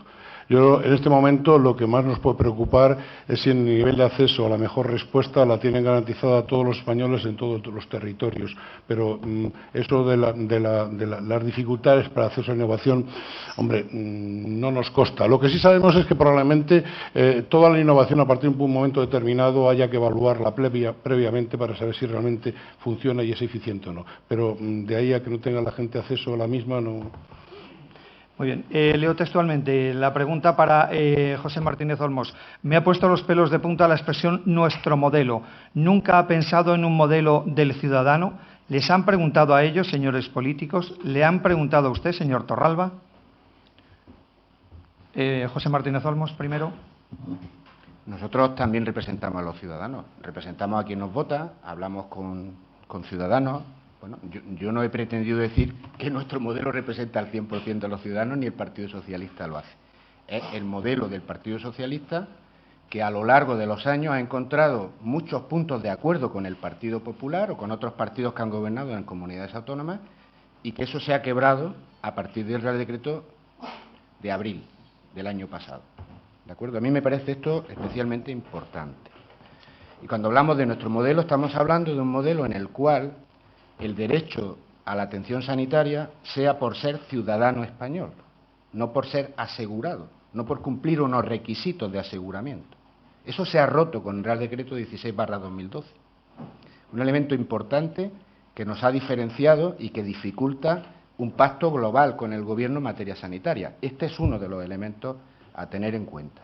Por lo tanto, hoy la sanidad no es universal en términos de derechos de ciudadanos, y antes de la llegada del Partido Popular al Gobierno era universal en términos de derechos de los ciudadanos, aunque faltaba culminar pequeños colectivos que la Ley General de Salud Pública de octubre de 2011 marcó ya concretamente los plazos para el año 2012 donde esto se tenía que culminar.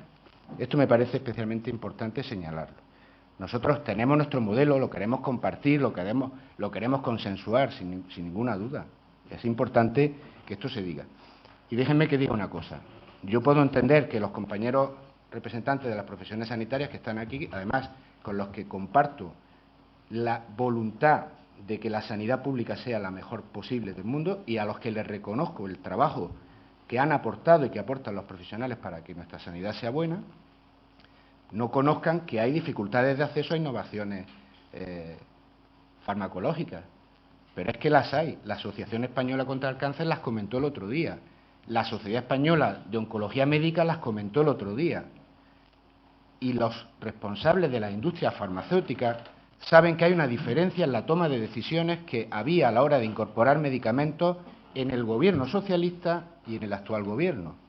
Una comisión interministerial de precios todos los meses que tomaba decisiones sobre la incorporación o no de los medicamentos. Y hoy hay muchos medicamentos innovadores pendientes de decisión por parte del Gobierno central y el director general de cartera de servicios ha puesto en duda que se puedan incorporar todos cuando no aporten más que pequeñas mejoras. Bueno, todo eso es discutible, pero esa es una realidad. Y hoy tenemos en los periódicos la dificultad de acceso de los pacientes de hepatitis C a una terapia innovadora de lo mejor que hemos tenido en muchos años. Pues este es un ejemplo, y termino, de cómo se pueden mejorar las cosas sin que sea necesario un acuerdo entre el PP y el PSOE. Que se pongan de acuerdo, solamente con que se pusieran de acuerdo las comunidades autónomas del Partido Popular, para que el acceso a los medicamentos a los que me refiero fuera exactamente igual, aunque hubiera diferencias con las otras comunidades autónomas, ya habríamos avanzado muchísimo. No es solamente un problema de acuerdo entre PP y PSOE, por favor. Hay cuestiones también de gestión y de liderazgo que muchas veces son las comunidades autónomas las que no dejan al Ministerio ejercer bien su papel. Yo lo digo también con la experiencia que he tenido. Muy bien. Voy a ceder el uso de la palabra a Máximo González Jurado, que pedía intervenir. Por favor, sí, les pido a todos que nos ajustemos al minuto, por favor. Yo después, Pepe, en esto que estás diciendo de PP, lo voy a dejar para el final porque no estoy de acuerdo con lo que estás diciendo. Pero lo dejaré para el final porque creo que así haremos una recapitulación. Creo que estamos tratando de escurrir el bulto de nuestras responsabilidades y eso no me gusta. Pero lo quiero dejar para el final. Pero desde el punto de vista del tema de innovación y tal, lo único que tengo que decir es que cuando uno no tiene una información veraz, seria y directa, no puede o no debe opinar. Yo no quiero poner en tela de juicio intereses terceros de la industria, de la tecnología o de la industria farmacéutica respecto de ciertas sociedades, fundaciones, etcétera, etcétera, etcétera. Pero la independencia que tenemos los que no nos financiamos con dinero de ninguna industria, esa es la que quiero poner aquí en valor. No sé si se me entiende. Juan José. Lo mismo que ha dicho Máximo, es decir, para dejar constancia de retraso en incorporación de innovaciones y el retraso en aceptar nuevos fármacos, hombre, lo que yo quiero decir en ese supuesto pacto es que se trata con igual afecto, con igual cariño los retrasos cuando gobiernan unos que cuando gobiernan otros. Esto es lo que se quiere decir. Y que no sea motivo, pues eso, de que es que ahora hay retraso y antes no lo había. Tenemos serias dudas de que todo lo que se incorpora a la financiación del sistema, en un momento como el que estamos, aporte ventajas. Yo creo que hay que ser mucho más exigentes. Y yo en ese sentido estoy de acuerdo con lo que se está haciendo en este momento, de ser un poco más exigente. Y yo creo que debemos serlo todavía más, porque los tiempos no están para la lírica. Y lo estamos poniendo de manifiesto aquí. Si creemos que están para la lírica, para arriesgar, introducir innovaciones que todavía no tengan una constancia plena de que funciona algo, a mí no me queda constancia de que eso sea así. Evidentemente, cada sector puede poner en duda en función de los intereses y de las necesidades que tiene, que es legítimo que algo todavía no se incorpore cuando está esperando que se incorpore, pero mantenerse con una distancia prudencial en esta toma de decisiones yo creo que ahora, hoy por hoy es muy sano, ¿no? Muy bien. Antonio Torralba. Vale. Yo puedo compartir mucho de lo que se ha dicho en esta mesa, pero yo creo que también hay un actor que a veces nos olvidamos de él, que es el paciente. Se le ha preguntado al paciente cuando va a llegar a la innovación, sobre todo si quiere estar en eso, si quiere participar en esa toma de decisiones. Yo creo que hay que quitar, dijéramos, matices, y es el Sistema Nacional de Salud Pública, que no es de nadie, es de todos. Y todos tenemos una corresponsabilidad con él. O sea, entonces, yo creo que es importante, cuando hablamos de innovación, es muy importante para una persona que tiene una enfermedad crónica, de larga evolución, que no sabes lo que te queda en un futuro, que también te pregunten, que también te incorporen a ese tipo de decisiones. Yo creo que es interesante, sobre todo dejarlo ahí, porque creo que es la voz del paciente, también tiene que estar dentro de ese marco, porque es que si no, al final, es un poco siempre lo mismo. Cuando decía, ¿le han preguntado a usted hasta donde yo sea el foro? No. Entonces, lo que hay que tener muy en cuenta es que todos somos partícipes y copartícipes del sistema. Bien, nos quedan 5 minutos que vamos a ocupar en preguntas. A las 11:25 dejaremos el turno final para que cada uno de los intervinientes puedan hacer sus conclusiones, tal como aquí ya se ha comentado. Por eso le ruego la máxima brevedad en las respuestas a partir de ahora para tratar de satisfacer las dudas de aquellos que las formulan. Muy rápidamente, para el señor Cervera. Los profesionales sanitarios están acostumbrados a trabajar con la evidencia científica. Como reiteradamente han insistido, no existe evidencia nacional ni internacional que demuestre que la gestión privada sea más eficiente. Las encuestas de valoración no son evidencia y la Comunidad de Madrid no ha conseguido presentar un solo informe técnico en este sentido. ¿Cómo pretenden tener credibilidad en sus argumentos? Efectivamente, cuanto más datos haya, más conocimiento y más transparencia, todo funcionará muchísimo más consensuado. La decisión de Madrid es una decisión autónoma de una comunidad autónoma, y yo no estoy aquí como representante de la Comunidad de Madrid, estoy como portavoz del partido en el Congreso de los Diputados. Y todo lo que he tenido que decir sobre los modelos y sobre la complementariedad y sobre el sentido común y sobre el funcionamiento, creo que lo he explicado claramente. Entonces, creo que la Comunidad de Madrid está haciendo sus esfuerzos para explicar las medidas y estoy convencido que redoblará los esfuerzos para seguir explicándolas. Muy bien. Otra pregunta, en este caso, para los presidentes de los consejos. ¿Cómo van a dinamizar ambos consejos la imposición obligatoria de colegiación en comunidades autónomas donde es ahora voluntaria?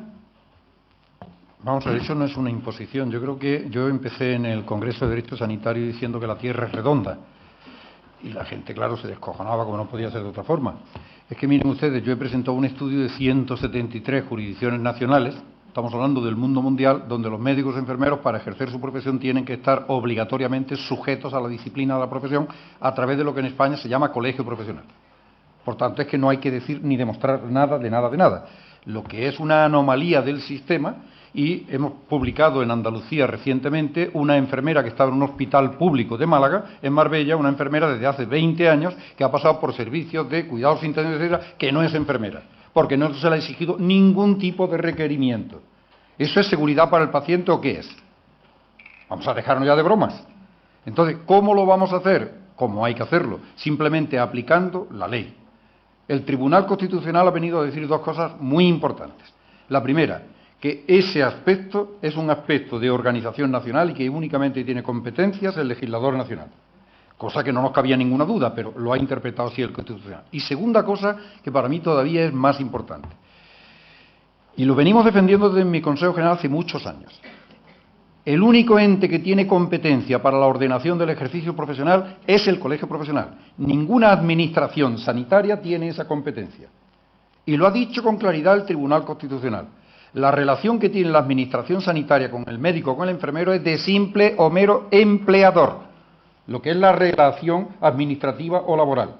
Y dice con claridad que la ordenación del ejercicio, y específicamente en los ámbitos de la deontología y la ética, es competencia, y dice el Constitucional, exclusiva de los colegios profesionales. Por tanto, no hay nada más que hablar. ¿El cómo lo vamos a hacer? Nosotros mañana tenemos una reunión con todos los presidentes de colegios de las 4 comunidades autónomas donde la colegiación no es obligatoria y con 2 catedráticos de Derecho Administrativo y los asesores jurídicos de todos estos colegios para analizar conjuntamente las medidas de acción desde el punto de vista estrictamente jurídico que vamos a utilizar. Y queremos que sea con tranquilidad y con armonía. Pero si hay que llevar al banquillo o hay que presentar algún tipo de demanda judicial contra algún miembro de alguna administración, lo haremos sin temblarnos el pulso. Muy bien. Juan José Rodríguez Sendín, por favor, muy breve, que vamos a darle... Yo creo que toca introducir sensatez y tranquilidad. Ha habido momentos donde en 4 comunidades autónomas había una interpretación de la realidad que ha aclarado el Tribunal Constitucional, y esto es como la vida misma. Unos piensan A y otros piensan B. El Tribunal Constitucional ha puesto orden donde había un poco de desorden. A partir de aquí, con absoluta normalidad, los compañeros y colegas que no estaban colegiados, que por cierto no son tantos, más bien son menos que más, pues se incorporarán tranquilamente al ordenamiento que ha quedado clarificado con la sentencia del Tribunal Constitucional. Y los colegios profesionales, por supuesto, les darán la bienvenida con toda tranquilidad también, ¿eh? Muy bien. Bueno, pues estamos ya en el tiempo ya para poder terminar este encuentro debate. Yo le rogaría a cada uno de los miembros que hagan uso de ese minuto que van a tener para decidir finalmente. Aquí se había planteado en la mesa, lo había comentado Martínez Olmos, cuáles eran las razones de no ver un pacto por la salud. A ver, ¿cuáles son los criterios que diferencian a unos y a otros? No sé si se puede ser un buen tema para cada uno de ustedes que puedan cerrar este debate. En cualquier caso, tienen un minuto para que apostillen lo que consideren oportuno. José Martínez Olmos, por favor. Bueno, yo lo querría plantear realmente como lo vivimos y como lo vemos en el Partido Socialista. No es tanto las razones para que no haya un pacto, antes lo he hablado coloquialmente, son los requisitos que entendemos que pueden hacer conveniente un pacto de Estado por la sanidad. ¿De acuerdo? Y aquí hay dos cuestiones totalmente diferenciadas. Unas son de grandes principios que voy a comentarles y otras son de cuestiones importantes pero menores. Podemos acordar en los temas menores cómo agilizar la devolución del copago a los pensionistas. Eso es un tema menor que también podemos acordar, pero que si no lo acordamos no pasa nada, porque forma parte de la obligación del Gobierno en hacer unas cosas y la obligación de la oposición en cuestionar y en presentar alternativas. Me voy a centrar en las cuestiones importantes. Nosotros creemos necesario un pacto de Estado por la sanidad. Para poder hacer un pacto de Estado por la sanidad tiene que haber unas bases comunes, las que a nosotros nos harían posible estar en unas bases comunes, y creemos que representamos en esto, no como votantes, sino el sentimiento mayoritario de la sociedad y de los profesionales, cuando uno analiza lo que dicen los pacientes, sus organizaciones, lo que dicen los profesionales, sus organizaciones, lo que dicen las organizaciones políticas, un elemento común es la universalidad de la cobertura, el derecho a la atención sanitaria por ser ciudadano o ciudadana de España. Eso ya no existe desde el Real Decreto Ley 16/2012. Por lo tanto, le dijimos al Gobierno, le dijimos al Grupo Popular que dejara la puerta abierta a rectificar esa decisión como un elemento para poder encontrar cosas comunes para ese pacto de Estado. Primera cuestión importante, que estas son las responsabilidades que tenemos los partidos políticos cuando defendemos valores, y si a eso se le quiere llamar politización, que se le llame. Es nuestra responsabilidad defender valores. Creemos que es un valor, además, ampliamente compartido, y además creemos que está avalada precisamente por la posición pública de muchos de los actores que he comentado.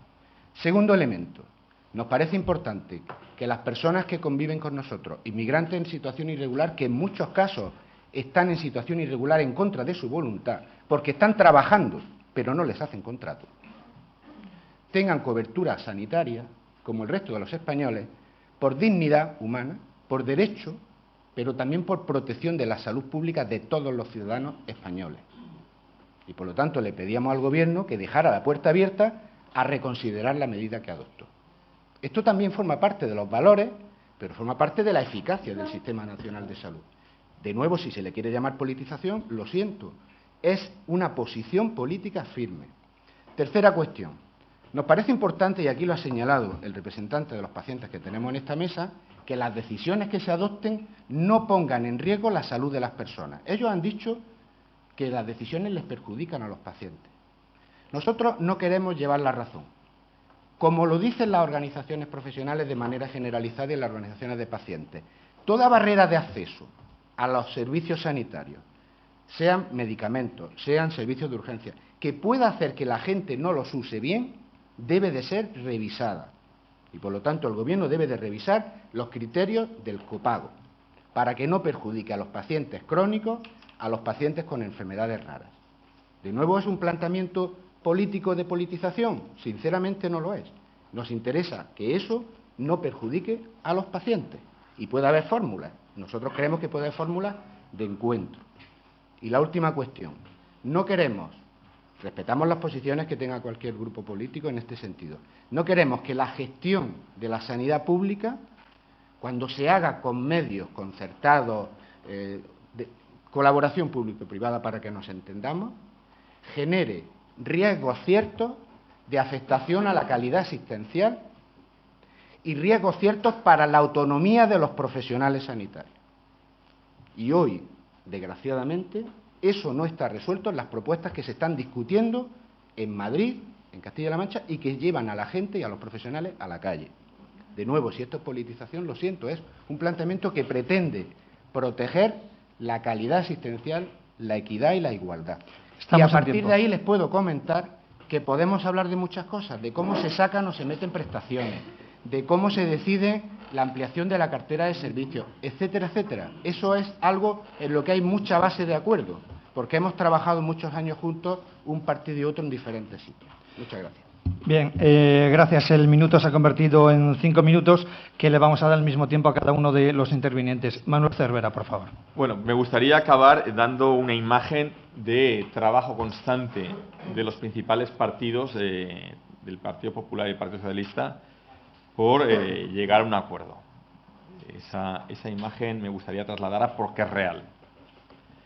Y en segundo lugar, me gustaría transmitir otra imagen, que es que la distancia entre el gobierno del Partido Popular y el Partido Socialista en materia sanitaria es mucho menor de lo que aparenta o algún partido político trata de aparentar en momentos determinados. En tercer lugar, me gustaría explicar que esos 4 puntos o axiomas o pilares fundamentales para el Partido Socialista, el Gobierno, el Partido Popular y el propio grupo parlamentario tiene una opinión sobre cada uno de ellos. Y en el primer punto de la universalidad del tratamiento y del acceso sanitario a los españoles en todo tipo de condiciones, es evidente que se mantiene e incluso se ha ampliado. No vamos a entrar a discutir el debate de la universalidad, que sería un debate de 15 minutos. Pero lo que quiero reflejar es que en este punto la distancia es menor entre un partido y otro. Que el acceso a los inmigrantes es una condición sine qua non y tal. Quiero referir sobre esto, que las medidas que ha tomado el Gobierno para identificar fundamentalmente lo que hemos hablado del agujero que producía el turismo, sobre todo europeo, y la identificación de los pacientes como hacen en cualquier país de Europa, y con las medidas que se han tomado este año en el Real Decreto, seguimos siendo el país más social desde el punto de vista de la atención sanitaria a las personas que no son españoles. Y que ningún paciente deja ni dejará de ser atendido. Sobre el copago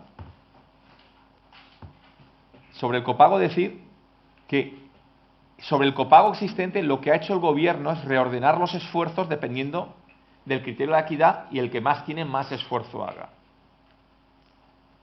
Y a los que menos capacidad por su situación en estos momentos que está viviendo mucha gente, parados de larga duración o pensiones no contributivas, se les ha eximido el copago. Y en ese sentido lo que se ha hecho es un esfuerzo a quien más puede hacer para tener unos ingresos y un ahorro, como se ha podido comprobar. Y el cuarto punto, estoy de acuerdo, es que me gustaría tener escrito lo que ha dicho el señor Martínez Olmos, que en ningún caso los modelos de gestión privada pongan en riesgo, creo que ha dicho, la atención, la autonomía. Totalmente de acuerdo. Ni los de gestión privada ni los de gestión pública, pero los marcamos los de gestión privada. Totalmente de acuerdo. Totalmente de acuerdo. Por lo tanto, es difícil abrir un debate, los partidos políticos, y que lo cierren las organizaciones empresariales, profesionales, eso es de ver los telediarios. Pero,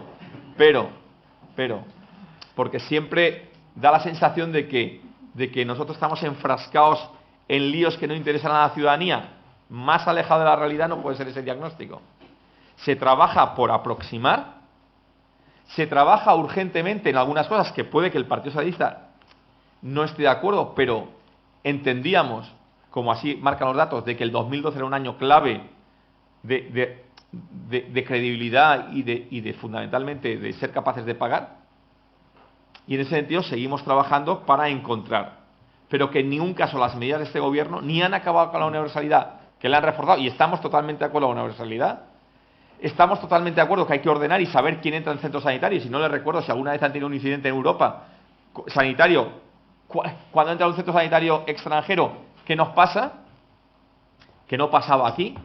En tercer lugar, que el copago es un esfuerzo que se valora en un momento que a nadie ha gustado tomar esa medida, pero era necesaria y de forma equitativa. Y en cuarto lugar, pues todo lo que es diálogo y consenso y explicación e información seguramente ayudará a entender que lo público puede complementarse con una gestión privada en algunos casos. Muy bien. Turno final para Máximo González Jurado. Muchas gracias. Vamos a ver, yo tengo las desgracias de llevar muchos años ya en esta guerra, en esta organización. Quiere decir que ya tengo muchos años también cronológicos, pero yo entré en mi organización cuando gobernaba la UCD. Por tanto, he convivido con 15 ministros de Sanidad, desde la UCD, todos los que ha habido del Partido Socialista y del Partido Popular. Y, desde luego, no sé si lo he conseguido, pero siempre he tratado de que mi lealtad y la de mi organización sea absoluta hacia el Gobierno, hacia el Ministerio, hacia el Sistema Nacional de Salud y hacia los pacientes. Mi relación personal es, creo, desde entonces muy buena con todos ellos, excelente en estos momentos con los dos grandes partidos políticos y con las personas que los representan en estos momentos, no solamente institucional, sino personal. Y eso, pues, creo que me permite unas ciertas, palabras, porque esa relación institucional que he mantenido tan estrecha y tan leal, y la relación personal y afectiva, pues creo que a veces te da cierta libertad de decir ciertas cosas también. Empecé diciendo que el Sistema Nacional de Salud, desde luego, en ningún caso debería de ser una preocupación de los ciudadanos en estos momentos. Yo, que, en fin, hablo con mis compañeros y compañeras con mucha frecuencia en todas las provincias, siempre les digo lo mismo. Con independencia de todo lo que esté pasando, solo os puedo pedir una cosa, que sigáis dejando la piel trabajando por el paciente. Porque el paciente es lo primero. Y nosotros tenemos un juramento profesional, que está por encima de todo. Y lo que tengo que decir es que el comportamiento que he visto de los profesionales sanitarios en su conjunto, específicamente de los dos que estamos aquí representados, ha sido ejemplar. Ante todo lo que está ocurriendo. Estamos desorientados, estamos desmotivados, pero estamos dando la cara las 24 horas del día. Y hemos analizado en profundidad, y he dicho que es un gran sistema nacional de salud, y que lo que queremos es que no deje de ser ese gran sistema nacional de salud, pero para eso hay que hacer cambios. Y no hay que tener miedo al cambio, ningún miedo. Pero si los pacientes están dispuestos al cambio, y los profesionales estamos dispuestos al cambio, ¿dónde está el miedo? Estoy de acuerdo, Pepe, contigo, que los principios son fundamentales. Los principios, sin principios no hay proyecto. Por tanto, los principios hay que respetarlos profundamente. Yo creo, o quiero entender, que esos principios no tienen por qué perjudicar si nos ponemos todos a hablar, porque en el fondo todos estamos en el mismo principio, de que la persona, en su calidad de persona humana, tenga todos sus derechos protegidos en el ámbito de la salud. Y eso creo que no puede ser discutible en ningún caso. No habría que discutir en una mesa, efectivamente, las fórmulas jurídicas, etcétera. Todo eso es importante. En el debate, sin el debate no se puede llegar a acuerdos. Ese es el problema. Yo, en la semana pasada, o hace 2 semanas que comparecí en la Subcomisión de Sanidad, eché en falta, y lo lamenté y lo dije allí en la Subcomisión, lo digo ahora, que no hubiese estado quien tenía que estar allí en esa mesa, que era el Partido Socialista, respetando, como no puede ser de otra forma, sus decisiones. Medio segundo. Dijimos que el Gobierno y el Grupo Popular dejara la puerta abierta a reconsiderar la decisión, y la respuesta fue que no la dejaba abierta, que no se podía modificar. Pero déjame. Oye, perdona, es que es muy bonito decir no estabais allí. No, claro. no es bonito. No. Es doloroso. No, claro. Si estamos hablando en términos coloquiales, Máximo. Lo que te estoy diciendo es que no es que decidamos no ir porque sí, es que hicimos una petición pública de dejar la puerta abierta. Vale. Porque es verdad que se puede discutir la fórmula jurídica que hoy no garantiza el derecho universal. Pero digo que respetando, he empezado diciendo que respetando las posiciones, ¿quién soy yo para...? No, respetando profundamente los posicionamientos estratégicos y políticos, y respetando las declaraciones de principios, que son absolutamente, respetables, pero lo que tampoco se puede es dejar de respetar al ciudadano ni al profesional, que somos los que estamos dando la cara en una situación crítica. Voy a recordar que mi profesión ha perdido 20.000 puestos de trabajo en los 2 últimos años y medio. Ha perdido casi 7 puntos porcentuales en empleo, y además de sufrir rebajas salariales, pagas extraordinarias, etcétera, y aquí sigue la profesión dando la cara. Tienen ustedes que mirarse en el espejo nuestro.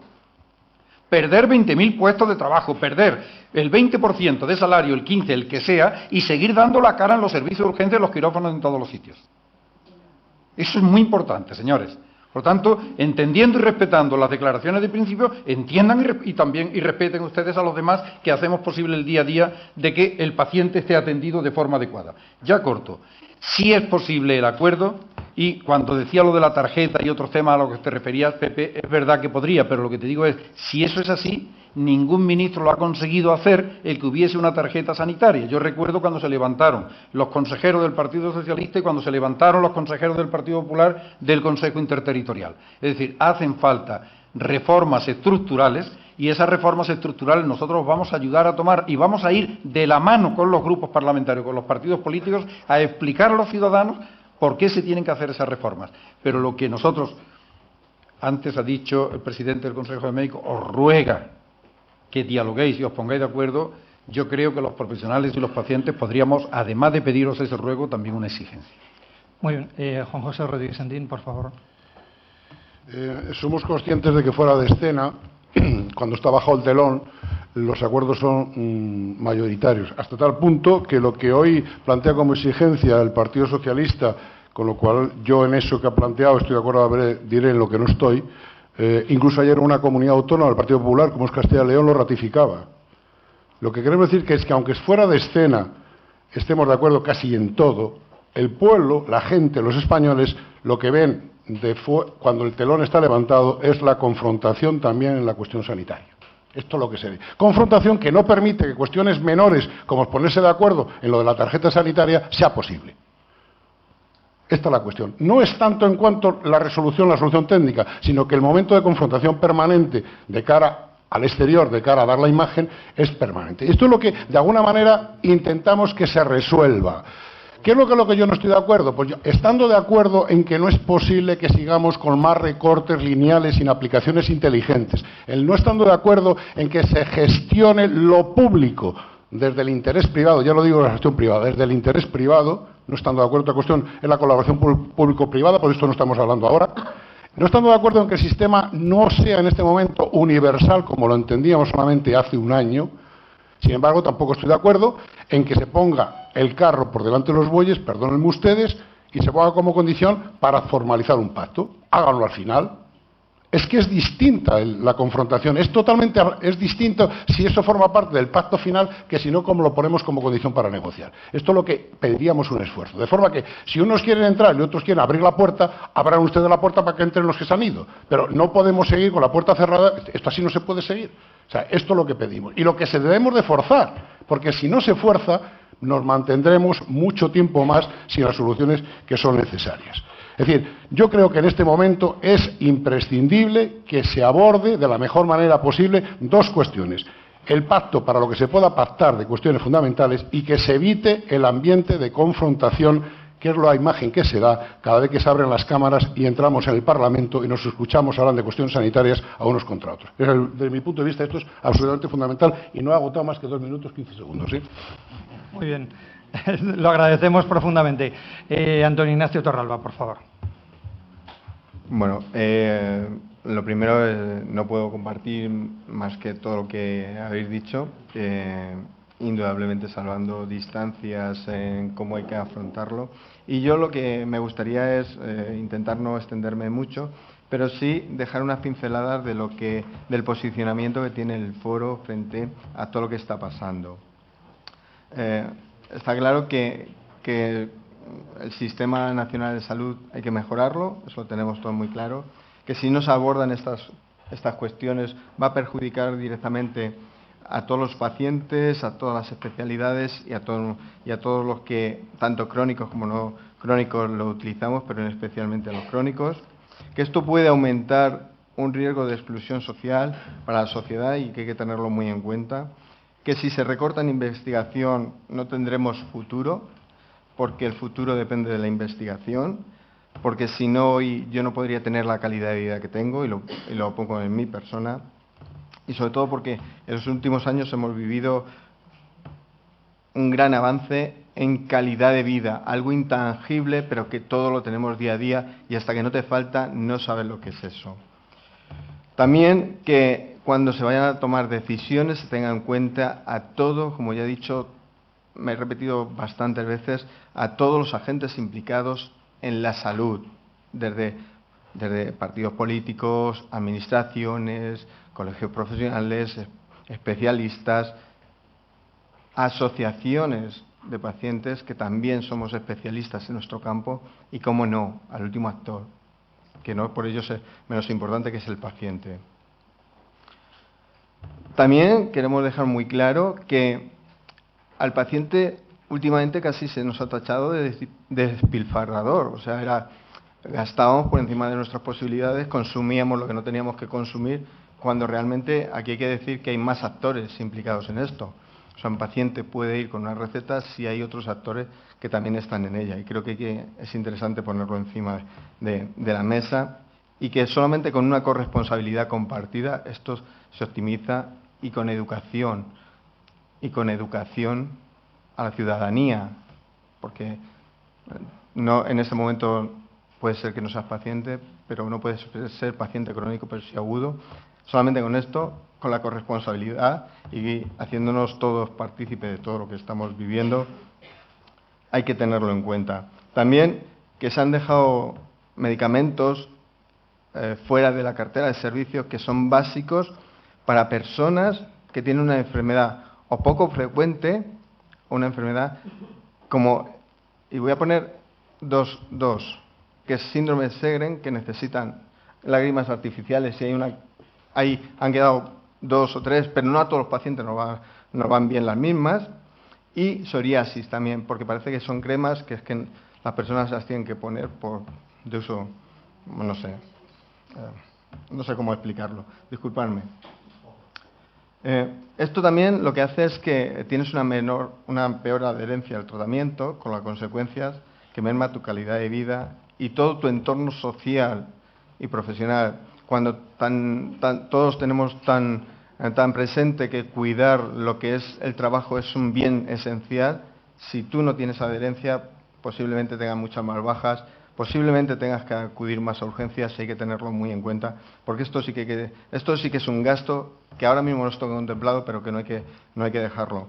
Y por último, yo creo que es fundamental, y me vuelvo a reiterar, en el papel que jugáis los medios de comunicación.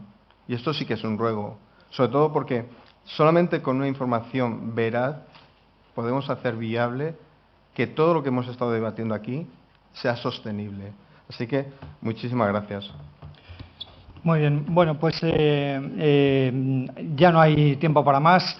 Yo quiero hacer 2 cosas, no solamente poner el punto final, sino especialmente agradecer el esfuerzo que han hecho todos los intervinientes en esta mesa de debate para estar hoy presentes aquí y contestar a vuestras preguntas. Me parece que eso, tal como estamos y en los tiempos que corren, es particularmente importante, que aquellos que tienen algo que contar lo hagan público y que nosotros tengamos plena libertad para hacer las preguntas, como ha ocurrido en este caso. Muchísimas gracias a todos, sé que tienen una agenda muy comprometida, y también muchas gracias a todos los que habéis venido y a todos los que nos han seguido a través del streaming en directo de este encuentro debate sobre el Sistema Nacional de Salud, la crisis y las reformas que se plantean. Gracias a todos y nos seguiremos viendo, seguiremos informando. Gracias.